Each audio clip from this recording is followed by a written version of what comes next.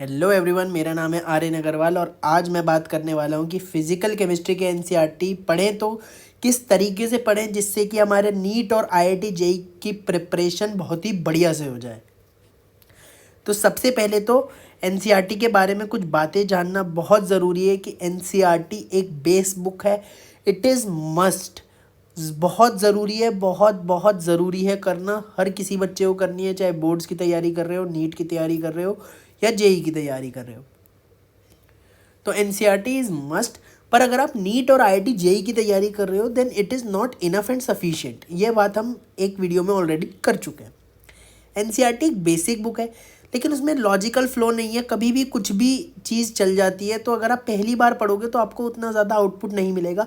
इसलिए एनसीईआरटी सबसे बढ़िया, हमें फिजिकल केमिस्ट्री में अगर पढ़नी है तो हम इसे as a revision source use करेंगे। एनसीईआरटी अगर एज अ रिवीजन सोर्स आप यूटिलाइज करो तो it is a very good book. पर फर्स्ट टाइम रीडर्स के लिए ये अच्छी बुक नहीं है फिजिकल केमिस्ट्री में। अच्छा, अब बात करते हैं कि एनसीईआरटी पढ़नी कब है। तो जब भी आपका चैप्टर एक कंप्लीट हो जाए उसके बाद आप फिजिकल केमिस्ट्री की एनसीईआरटी पढ़िए, या फिर आप कुछ ऐसे भी कर सकते हैं कि कुछ पोर्शन कंप्लीट हो गया चैप्टर का तो उसके बाद आप एनसीईआरटी की रीडिंग लगा रहे हैं। ठीक है, तो आपको after the completion of chapter या फिर after the completion of few topics आपको करनी है ये चीज़, लेकिन करनी चैप्टर वाइज ही है भाई। हाँ भाई, ठीक। दूसरा पॉइंट कि आपका after doing class notes, coaching material, practice sheet, DPPs, मतलब कि एक बार आपको टीचर आपको पूरा क्लास में नोट्स बनवा दे, आप उसकी अच्छे से जो आपकी शीट वगैरह में क्वेश्चन दिए हो प्रैक्टिस कर लो। आप एक बार थ्योरी अपने कोचिंग के मॉड्यूल से पढ़ लो, मटेरियल से थ्योरी पढ़ लो, प्रैक्टिस शीट्स, डीपीपीज जो भी आपको दी गई है, जब तक आप उसको अच्छे से लगा नहीं लो तब तक एनसीईआरटी मत पढ़ो। एक बार फटाफट आप उसको ख़त्म करो, अपनी कोचिंग का जो भी मटेरियल है, देन आप अपनी एनसीईआरटी बुक को as a revision source treat करो। आपका बहुत ही बढ़िया आउटपुट निकल के आएगा। ठीक बात। तो हमें ये समझ में आ गई कि एनसीईआरटी पढ़नी कब है। अब एनसीईआरटी में से पढ़ना क्या क्या है, क्या लाइन बाय लाइन पढ़नी है? नहीं, line by line NCERT physical chemistry में पढ़ने की कोई नीड नहीं है। क्या चीज़ पर पढ़ना है? स्पेशल जो भी थ्योरेटिकल पॉइंट्स और फैक्चुअल पॉइंट्स जो भी दिए हों उनको हमें अच्छे से कवर करना है।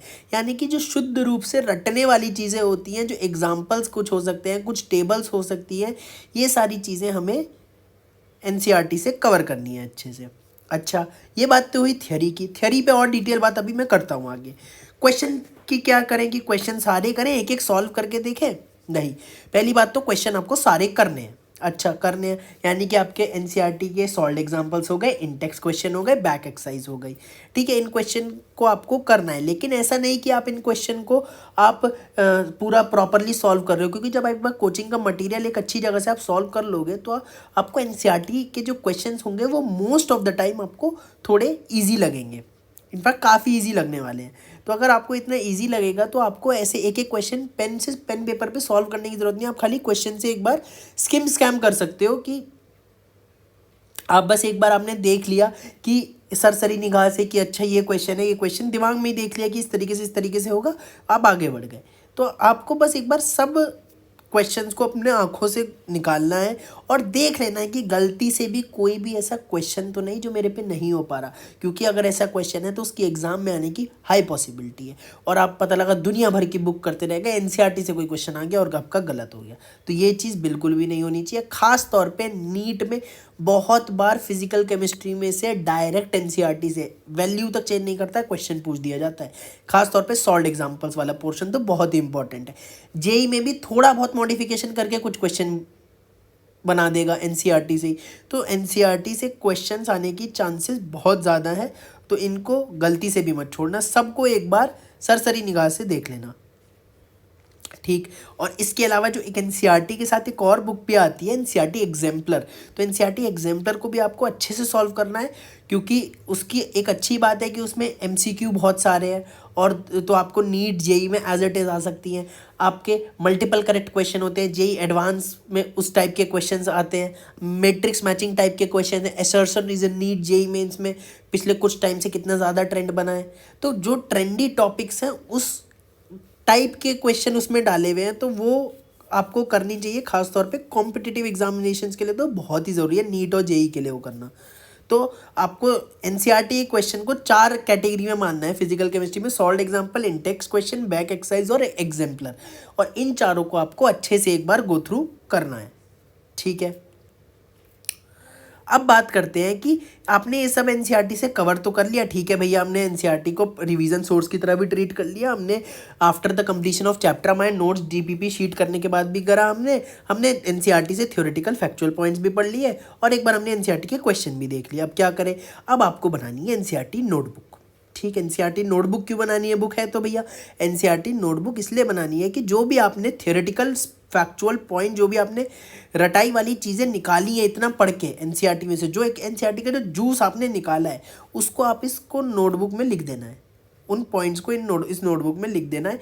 या फिर अगर नोटबुक नहीं बना रहे तो at the end of your class notes आपको लिख देना है कि आपका जब भी चैप्टर का नोट्स खत्म हो उसके बाद आप कुछ पेजेस में एनसीईआरटी के स्पेशल पॉइंट्स आप ये लिख लीजिए, ठीक है। बेटर तो है कि एनसीईआरटी नोटबुक बनाइए, उसमें special theoretical point chapter wise लिखते जाइए। अच्छा, सिर्फ थ्योरेटिकल पॉइंट्स नहीं लिखने, आपको प्रॉब्लम्स भी लिखनी है। जो भी आपको फ्रेश क्वेश्चन मिले एनसीईआरटी में जो आपने पहले नहीं देखे हो और आपसे हुए ना हो या आपको टफ लगे हो, उन क्वेश्चन को ज़रूर सॉल्व कीजिए और उनका सोल्यूशन आप एनसीईआरटी नोटबुक में ज़रूर नोट कीजिए। क्वेश्चन नंबर डालिए एनसीईआरटी का और आप उसका सोल्यूशन नोट कीजिए। क्वेश्चन तो आपको एनसीईआरटी बुक से मिल ही जाएगा, ठीक। तो जब भी आप रिवाइज करेंगे तो आपको रिवीजन के लिए, एनसीईआरटी रिवीजन करने के लिए बहुत ही कम मटेरियल चाहिए होगा कि आपके पास ये 5-10 पॉइंट एनसीईआरटी में एक्स्ट्रा थे और ये वाले कुछ मेरे क्वेश्चंस हैं, तो आपको एक बहुत ही छोटा सा मटेरियल आपका तैयार हो जाएगा जिससे आप एनसीईआरटी बार बार और बहुत अच्छे से रिवाइज कर पाओगे। तो एनसीईआरटी नोटबुक इज़ मस्ट। आगे बढ़ते हैं। अब एनसीईआरटी में हम पढ़ें तो भैया, लेकिन पढ़ें कहाँ कहाँ, थ्योरेटिकल फैक्चुअल पॉइंट को भी थोड़ा एक बार अच्छे से बता दीजिए। चलो फिर अच्छे से बताते हैं। क्या पहला पॉइंट है कि answer of NCERT question serve as a piece of valuable information, कि कई सारे एनसीईआरटी के ऐसे क्वेश्चन होते हैं जिससे कि जो आंसर निकल के आता है वो एक तरीके से हमें याद रखना होता है, और क्योंकि उसके बेसिस पे कई सारे क्वेश्चन आते हैं। तो जैसे कि हमारे ये आप एक एग्जांपल देख रहे हो, atomic structure of atom 11th class का चैप्टर का एक है चैप्टर, और उसमें हमारा ये क्वेश्चन दिया हुआ है जिसमें हमें ये प्रूव करना है कि 2πr equal to N lambda. बहुत ही फेमस हमारी ये रिलेशन है और इसके ऊपर नीट जेई में भर भर के क्वेश्चन आते हैं। लेकिन मज़े की बात यह है कि एनसीईआरटी की थ्योरी में ये चीज़ नहीं दी हुई है, टेक्स्ट में ये चीज़ नहीं दी हुई है, लेकिन क्वेश्चन से वो चीज़ हमें सिखा रहा है। तो हालांकि कोचिंग में हम ये कवर करते हैं, लेकिन कई सारी चीज़ें अगर एनसीईआरटी हम ठीक से पढ़ें तो हमें एनसीईआरटी से ही वो बातें मिल जाएंगी। तो आप ज़रूर क्वेश्चन, जो ऐसे क्वेश्चन हों उनका आप जो कंक्लूज़न आए उसको ज़रूर ध्यान रखिए, क्योंकि कंक्लूज़न ध्यान रखना इन क्वेश्चंस के लिए बहुत इंपॉर्टेंट है। ऐसा हर बार नहीं होगा, लेकिन आपको कई कई जगह मिल जाएगा। जैसे एक और अगर मैं एग्जांपल लूँ, रिडॉक्स रिएक्शन का ये क्वेश्चन है बैक एक्सरसाइज का, तो इससे हमें पता लगता है कि perxenate ion is better oxidizing agent than fluorine. ये भी एक इंपॉर्टेंट पीस ऑफ इन्फॉर्मेशन है जो कि हमारी नीट में, जेई में एक बहुत ही प्यारा सा फ्यूचर ईयर क्वेश्चन कभी भी आ सकता है। एकदम बच्चे गलत नेगेटिव हो जाएगा बच्चों का, ये क्वेश्चन लोग ठीक नहीं कर पाएंगे। तो लेकिन आया कहाँ से, एनसीईआरटी से आया, तो बच्चों को पता ही नहीं लगता कि एनसीईआरटी से कहाँ से आ गया। तो ये चीज़ आप ज़रूर ध्यान रखिए कि एनसीईआरटी क्वेश्चन में से जो इन्फॉर्मेशन निकल रही है उसको भी आप ध्यान रखें, अगर वो काम की इन्फॉर्मेशन है। और काम की है कि नहीं, होगा कैसे पता चलेगी, आप अपने टीचर से रेफ़र करेंगे, ठीक है। चलिए आगे बढ़ते हैं, ठीक है। अब देखो ये जो पॉइंट है, जैसे कि हमारा एमॉर्फस और क्रिस्टलाइन सॉलिड का सॉलिड स्टेट का क्वेश्चन है, अब इसके एग्जांपल्स दिए हुए हैं इसमें। अब इस क्वेश्चन में एग्जांपल हमें पूछा है, लेकिन ये टेक्स्ट में इतने सारे एग्जांपल नहीं दिए हुए हैं, क्वेश्चन में दिए हुए हैं। तो क्वेश्चन में दिए हुए तो इसका क्या मतलब है कि हम क्वेश्चन से सीख रहे हैं कि क्रिस्टलाइन और एमॉर्फस सॉलिड्स के एग्जांपल्स क्या क्या हो सकते हैं, जो कि हमारे कॉम्पिटिटिव एग्जाम में आ ही सकता है कि which of the following is not an example of amorphous solid. 4 option बना देगा इनमें से। क्वेश्चन एनसीईआरटी से होगा, लेकिन आपने क्वेश्चन नहीं करा होगा, तो टेक्स्ट में ये चीज़ें कहीं नहीं है। आपको ये बात समझ आई, ठीक है, कि क्वेश्चन से भी हम इंफॉर्मेशन निकाल सकते हैं अपने लिए, ठीक है। अगला पॉइंट, ग्रीन बॉक्सेस जो होते हैं ना, they are very good piece of information. Sorry, जो ग्रीन बॉक्सेस एनसीईआरटी में दिए होते हैं बहुत ही बढ़िया इन्फॉर्मेशन, बहुत ही प्यारी सी इन्फॉर्मेशन दी होती है। थर्मोडायनेमिक्स में है, ionization enthalpy, electron gain enthalpy का हमारा एक बेसिकली रिलेशन दिया हुआ है। ठीक है, एक रिलेशन हमें ये दो रिलेशन दिए हुए हैं, एक आयनाइजेशन एंथैल्पी का, एक इलेक्ट्रॉन गेन एंथैल्पी का। अब वो क्वेश्चन एग्जामिनर में अब वो 4 ऑप्शन बहुत आसानी से बना सकता है। एक में 3/2 RT कर सकता है, एक में 5/2 RT कर सकता है, एक में 6/2 RT कर सकता है, एक में 7/2 RT कर सकता है, प्लस की जगह माइनस कर सकता है, माइनस की जगह प्लस कर सकता है, पूछ सकता है इनमें से कौन सा चीज़ ठीक है। तो आपको एक चीज़ ध्यान होनी चाहिए, जब आपने एनसीईआरटी के ग्रीन बॉक्सेस पढ़े होंगे तभी आपको ये चीज़ समझ में आएगी कि अच्छा ये रिलेशन वहाँ से पूछ दिया है। ऐसे ही आयनिक इक्विलिब्रियम में हाइड्रोनियम और हाइड्रोक्सिल आयन के ऊपर बहुत ही बढ़िया सा एक पैराग्राफ लिखा है ग्रीन बॉक्स में। तो इसमें हमें बताता है कि हाइड्रोनियम आयन कौन कौन सी स्पीशीज बनाता है, H5O2 plus H7O3 plus H9O4 plus, ये कैसे बनती हैं, हाइड्रोजन बॉन्डिंग से बनती हैं, बड़े अच्छे से एक्सप्लेन करी हुई हैं चीज़ें। तो आपको इसका फ़ायदा उठाना है कि ग्रीन बॉक्स जो भी हो उनको बहुत ही अच्छे से पढ़िए और उनको ध्यान रखिए, क्योंकि वो एक पोटेंशियल क्वेश्चन हो सकता है एग्ज़ाम का। ठीक, आगे बात करते हैं। कई बार हम एनसीईआरटी में ऐसी टेबल्स देखते हैं, फिजिकल केमिस्ट्री में भी देखते हैं और इवन इनऑर्गेनिक में भी देखते हैं, ऑर्गेनिक में भी देखते हैं। तो इन टेबल से आप ट्रेंड्स और पैटर्न्स को निकालिए कि क्या पैटर्न निकल रहा है। जैसे कि अगर आप इस टेबल को देखोगे एक्वस टेंशन का, तो आपको पता चलेगा कि aqueous tension is directly proportional to temperature, मतलब vapour pressure is directly proportional to temperature, मतलब जैसे जैसे टेम्परेचर बढ़ाएंगे वैसे वैसे वेपर प्रेशर बढ़ेगा एंड वाइस वर्सा। तो ये बात आपको टेबल से पता चलेगी। जब आपको टेबल पढ़ोगे तो आप समझोगे, एनालाइज करोगे, आप पैटर्न निकालोगे। तो ये चीज़ बहुत ज़रूरी है कि आप जो भी टेबल्स पढ़ें उनसे ऑर्डर्स और पैटर्न्स निकालें। जैसे कि ये क्वेश्चन है लिक्विड सोल्यूशन में, बहुत ही बढ़िया दिया हुआ है टेबल में कि वांट ऑफ फैक्टर, इसका क्वेश्चन एनसीईआरटी एग्जाम्पलर में भी दिया हुआ है कि वांट ऑफ फैक्टर जो है वो कंसंट्रेशन पे कैसे डिपेंड करता है। तो हमें जनरली लगेगा कि ये, जनरली बच्चों को भी यही लगता है कि जो वांट ऑफ फैक्टर है वो तो कंसंट्रेशन ऑफ सॉल्ट के इंडिपेंडेंट होता है। लेकिन जब हम ये टेबल को एनालाइज करेंगे तब हमें ये बात समझ में आएगी कि जो वांट ऑफ फैक्टर है वो that is inversely proportional to the concentration of salt. तो ये टेबल से कंक्लूजन निकलता है, टेबल से डिराइव कर पाते हैं हम ये बात। अच्छा, इसके अलावा क्या करें, we have to learn examples from the NCERT. वो बहुत जगह दिया हो सकता है, जैसे कि अगर हमारा केमिकल काइनेटिक्स की बात करूँ तो zero order reaction, first order reaction, second order reaction, इन सब के जो भी एग्जाम्पल्स हैं हमें एनसीईआरटी में जितने भी दिए हुए हैं हमें ये चीज़ अच्छे से करनी होगी।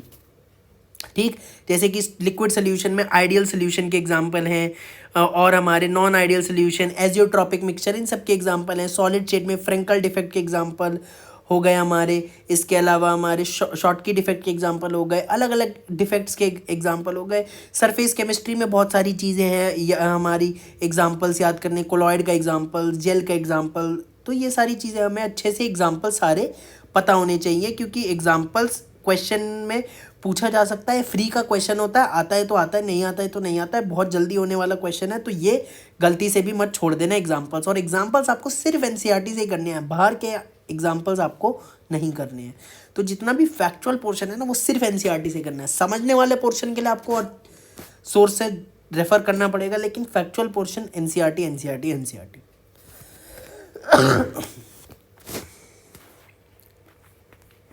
इसके अलावा एनसीईआरटी में जो ग्राफ दिए हुए हैं, जो फिगर्स दी हुई हैं, ये मैनी फ्यूचर ईयर क्वेश्चंस बना सकता है, बहुत सारे फ्यूचर ईयर क्वेश्चन बना सकता है। जैसे कि केमिकल इक्विलिब्रियम में ये ग्राफ दिया हुआ है।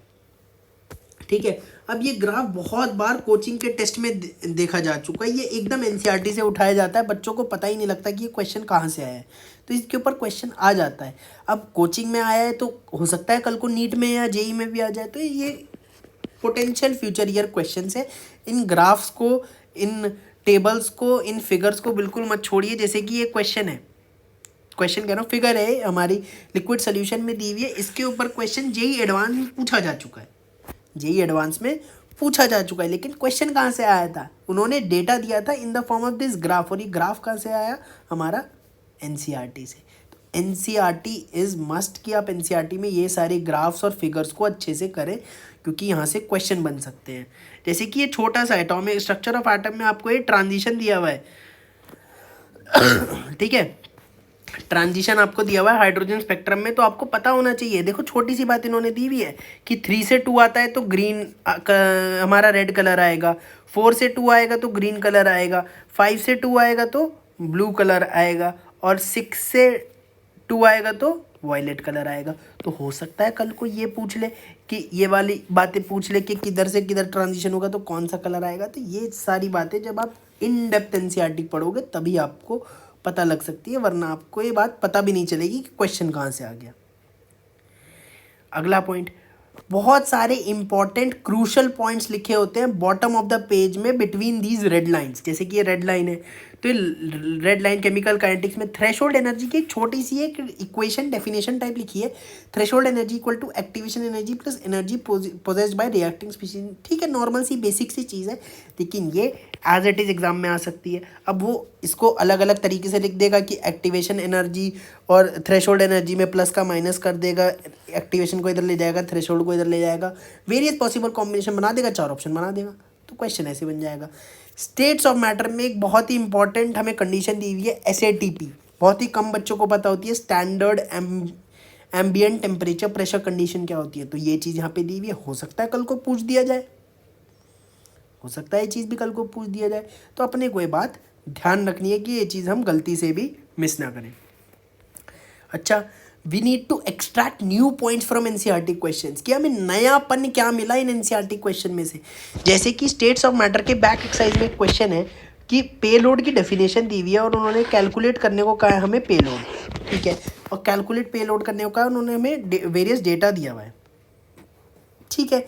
अब वेरियस डेटा दिया हुआ है तो हम कर लेंगे ये चीज़, लेकिन अगर वो पेलोड की डेफिनेशन ना दे हमें तो क्या हम कैलकुलेट कर पाते?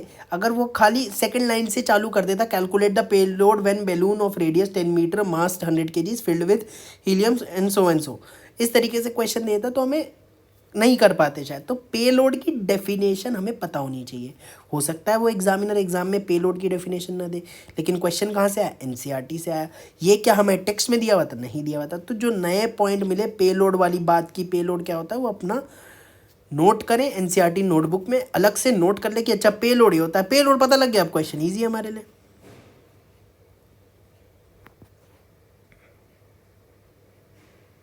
अब जैसे कि ये एग्जाम्पल दिया हुआ है हमारा, लिक्विड सोल्यूशन में एग्जाम्पल दिया हुआ है हमारा, एक ही एग्जाम्पल है, ठीक है। अब ये बेसिकली राउल्ट्स लॉ का क्वेश्चन है, लेकिन at the end of this example हमें क्या दिया हुआ है?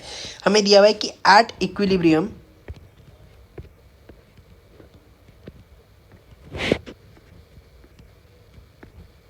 हमें दिया हुआ है at equilibrium vapour phase will always be rich in component which is more volatile. कहने को बहुत ही छोटी सी बात है कि वेपर की इक्विलिब्रियम पे वेपर फेज हमेशा रिच होगा in that component which is more volatile. तो लेकिन है ये बहुत छोटी सी बात, लेकिन आप इससे कंक्लूजन आया ये जब आपने एग्जाम्पल सॉल्व करा तो आपको एनसीईआरटी ने समझाया भी है, नोट करके स्पेशली लिखा भी है कि ऊपर वाले एग्जाम्पल से हमने देखा कि कौन सा मोर वोलेटाइल कंपोनेंट है और हमने ये प्रूव करा कि वेपर फेज उसी कंपोनेंट का रिच होगा। तो ये बात हमें समझ में आए। ये हो सकता है कल को as a potential AR type का क्वेश्चन, स्टेटमेंट बेस्ड क्वेश्चन आ जाए, क्यों नहीं हो सकता?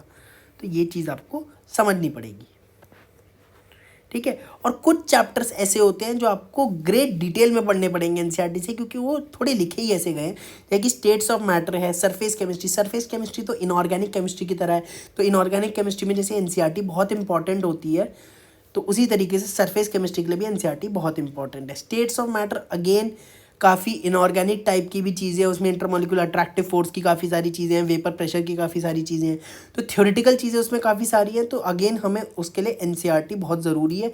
ग्राफिकल एनालिसिस बहुत अच्छी दी हुई है, तो ये सब चीज़ों के लिए हमें एनसीईआरटी को रेफ़र करना पड़ेगा। अब कंक्लूज़न क्या निकला, निष्कर्ष क्या निकला कि आप एनसीईआरटी का रिवीजन करें, एनसीईआरटी को फर्स्ट प्रायोरिटी पे ना करें कि आप सबसे पहले कुछ नहीं एनसीईआरटी कर रहे हो, सब अपना पहले कोचिंग के नोट्स करो, क्लास नोट्स करो, डीपीपी करो, शीट करो, असाइनमेंट करो, कोचिंग का मॉड्यूल पढ़ो। एक बार जब आपका सफिशिएंट अमाउंट ऑफ चैप्टर हो जाए या चैप्टर खत्म हो जाए, देन एनसीईआरटी थ्योरी पढ़ो रिवीजन के लिए। लाइन बाय लाइन नहीं पढ़नी, स्पेशल फैक्चुअल और थ्योरेटिकल पॉइंट्स पढ़ने, किन किन पॉइंट्स पे फोकस करना है मैंने बता दिया है। इसके अलावा जैसे कि एक बात रह गई, तो अगर कोई चीज़ बोल्ड आपको मिले, एनसीईआरटी में बोल्ड करके कोई चीज़ दी हुई है, तो बोल्ड पॉइंट्स पे और थोड़ा फोकस करो, ठीक है। एक पॉइंट मैंने ऊपर नहीं बताया, बोल्ड पॉइंट ऊपर पॉइंट्स के अलावा अगर बोल्ड पॉइंट कहीं मिले तो वो थ्योरेटिकल पॉइंट ऑब्वियसली इंपॉर्टेंट है, तभी बोल्ड करा हुआ है, ठीक है। तो रिवीजन के तौर पे यूज़ करना है एनसीईआरटी के थ्योरेटिकल पॉइंट। क्वेश्चन को आपको सभी को एक बार गो थ्रू करना है, जो क्वेश्चन ना हो आपको एनसीईआरटी नोटबुक में लिखना है। साथ ही साथ थ्योरेटिकल और फैक्चुअल पॉइंट जो कि शुद्ध रूप से रटने वाले हैं वो भी आपको लिखने हैं एनसीईआरटी नोटबुक में, ठीक है। इसके अलावा अगर आपके पास एक अच्छा टीचर है तो वो रेलिवेंट एनसीईआरटी स्टफ अपने क्लास नोट्स में ही इनकॉर्पोरेट करा देता है और आपको समय समय पे गाइड भी कर देगा कि आप यहाँ से एनसीईआरटी ये पढ़ लो, ये वाला टॉपिक आप एनसीईआरटी से पढ़ लो। बड़ा सुंदर शानदार लिखा हुआ है, जैसे सॉलिड स्टेट बड़ा सुंदर बड़ा प्यारा सा लिखा हुआ है, तो वो पढ़ी जा सकती है, ठीक। तो टीचर आपको खुद ही बता देगा कि किस चीज़ में आपको एनसीईआरटी कितना ध्यान से पढ़नी चाहिए, कहाँ कहाँ फोकस करना चाहिए। एक अच्छे टीचर की एक खास बात होती है, थर्मोडायनेमिक्स बहुत अच्छे से नहीं लिखी हुई, इक्विलिब्रियम बहुत अच्छे से नहीं लिखा हुआ, तो कई सारी चीज़ें हैं जो कि एक अच्छा टीचर ही बता पाएगा। जैसे कि मैं भी जब पढ़ाता हूँ तो मैं एनसीईआरटी दर्शन सेक्शन लिखवा देता हूँ। एनसीईआरटी दर्शन करके अपने एनसीईआरटी के जो भी मेरे एनसीईआरटी एक तरीके से एनसीईआरटी शॉर्ट नोट्स टाइप बनवा देता हूँ कि ये सारी चीज़ें हैं। जैसे कि ये केमिकल काइनेटिक्स चैप्टर है तो इसमें मैंने एनसीईआरटी के एक एक शॉर्ट नोट सारे एग्जाम्पल, कॉम्प्लेक्स रिएक्शन, जो भी चीज़ें होती हैं, जीरो ऑर्डर रिएक्शन के एग्जाम्पल, जो भी हमारा एनसीईआरटी के इंपॉर्टेंट लाइंस हैं, वो सब एनसीईआरटी दर्शन सेक्शन में अगर कोई टीचर ही हमको लिखवा दे तो उससे बेहतर कुछ नहीं हो सकता। हालांकि टीचर अगर नहीं भी करवा रहा तो हमें खुद इतनी कैपेबिलिटी होनी चाहिए कि हम ये चीज़ कर पाए, क्योंकि at the end of the day selection हमारा होना है, टीचर का नहीं, ठीक है।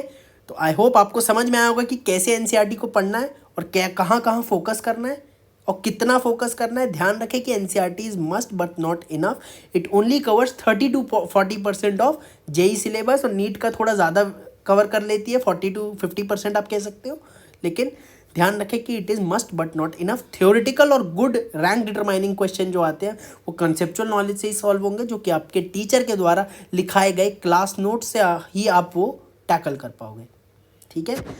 तो तब तक के लिए पढ़ते रहो, bye bye, take care, all the very best.